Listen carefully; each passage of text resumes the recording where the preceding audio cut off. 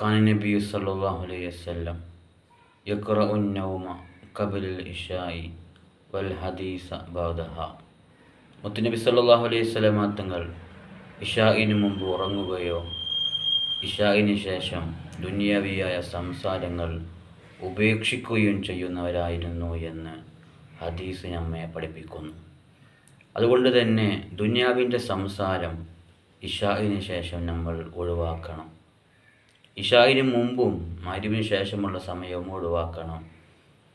കാരണം ആ സമയം ദിക്റുകളിലും മറ്റുള്ള നല്ല നല്ല സൽക്രമങ്ങളിലും മുഴുകേണ്ട സമയമാണ്. അതുപോലെ തന്നെ ഇശാഇന് മുമ്പ് ഉറങ്ങുകയും ചെയ്യരുത്.